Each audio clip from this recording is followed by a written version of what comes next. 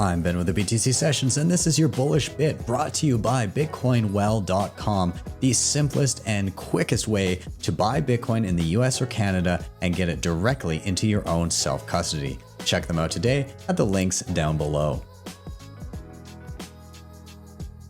You're kind of sold on the idea that Bitcoin is secure, and my son kind of introduced me to it, I think in 2014-ish, something like that, and I watched it since then. And so then the only question would be, is there going to be widespread public adoption? You know, it's the demand side of the equation. And so then I just watched it, and then around 2019, I decided, you know, after the crash from December 2017, and then it started coming back after the 85% drop, I thought they can't kill this thing. And it had gotten through a lot of crises. You know, there's the Mt. Gox exchange hack crisis, and then there was the Silk Road crisis. And so Bitcoin went through a lot of like really major PR problems in the early days, and it survived all of that. I would say that the COVID pandemic and all the money printing, that was huge. I mean, I was sold on Bitcoin before then, but that was a confirmation that, yeah, that this is the right move here, because they're just going to keep printing money. We have a $34 trillion, $34.5 trillion national debt right now. It won't be long before it's 100 trillion. But I would say another big persuader to me was when China cracked down on Bitcoin mining and Bitcoin transactions in the summer of 2021. They outlawed mining, and I think they outlawed Bitcoin transactions too, to such an extent that all the mining left China.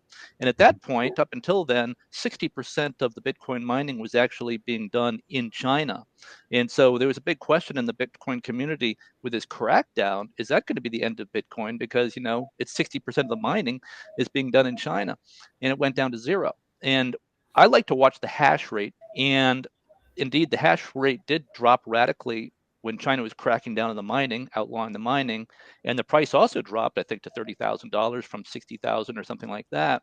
And then, but very quickly, the hash rate came back as the Chinese miners left China and set up their mining operations in other countries like Kazakhstan and the US, United States, and elsewhere, places that were more hospitable to Bitcoin mining. And the hash rate came back and the price came back.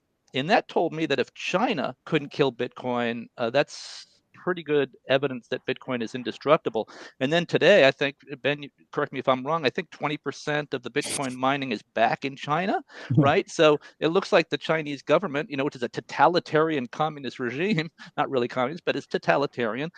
If they can't kill Bitcoin even in China, I mean, that's pretty strong proof that Bitcoin can't be killed, and the underlying technology has never been hacked. And you know, of course, Bitcoin's been around now for 15 years, and the first Bitcoin transaction was in 2010 when Laszlo Hanyecz bought the two pizzas for 10,000 Bitcoin. So Bitcoin was 1/3 of 1 penny a coin back then.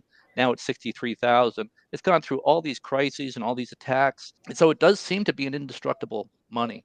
So Satoshi, I think, was absolutely correct to just focus entirely on security and not so much on speed. You know, it's weathered every storm imaginable, and so that was very persuasive to me.